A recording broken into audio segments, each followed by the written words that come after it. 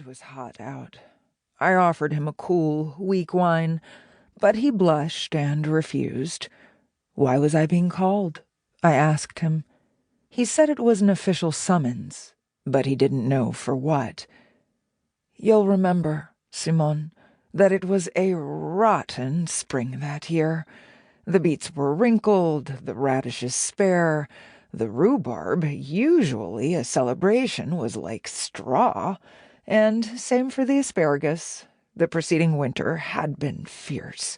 One snowy eve a goat had turned up at my door, a beggar like Christ, I thought, and so I let the goat in, and he was so frozen that when he knocked his head against the leg of my table, his chin hairs broke off like sugar plate. I met a shepherd outside Rütesheim, whose nose fell off when he wiped it. The months had been ominous. The price of a sack of flour had nearly doubled. Half the town was having to borrow from the grain stores. But it was a sunny day, that Tuesday. I put on my boots, kissed my dear cow Camilla, left behind my washing. And I had a smug guess as to why I was being summoned. You'll laugh at me when I tell you this. I thought that Lucas Einhorn wanted my help. Mine, on account of the dark and difficult seasons, you see. He was a new ducal governor, and he had no idea how to manage. I suspected that Einhorn wanted me to ask my son Hans to prepare a horoscope for him, or even to prepare a whole astrological calendar.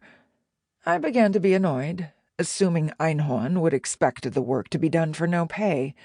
So many of the so-called nobles petition Hans for astrological calendars, for weather predictions, for personal horoscopes.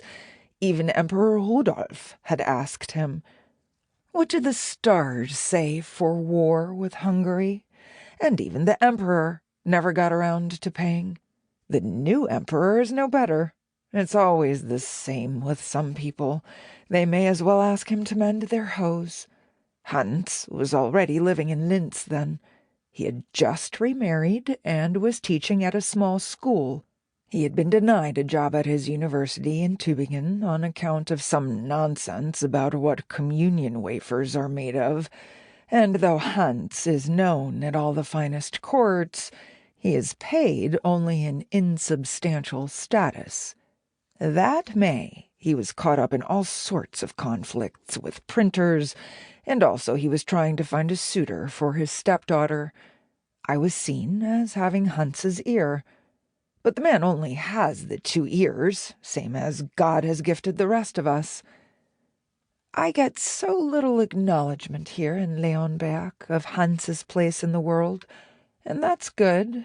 Who wants to bring out the devils of envy? But I suppose I was waiting for the chance to dismiss a compliment, to say that Hans's accomplishments were his own, and not mine, though Hans does say, and I don't disbelieve him, that the mother's imagination in pregnancy impresses itself upon the child. And Hans does look like me, not like his father, may he rest in peace, or what not. As I followed that boy, I thought, okay, I'll ask Hans for the horoscope, or whatever this ducal governor wants. It will be good for my son Christoph, who had only that very year purchased his citizenship, who wanted to move up in the world, as Hans had, and why not? We passed one of the small civic gardens where Hertzicle and blue chamomile had been left to overcrowd each other. A white rabbit crossed my path. Outside of the ducal governor's home, a stone engraving of Einhorn's shield was being finished by a young mason.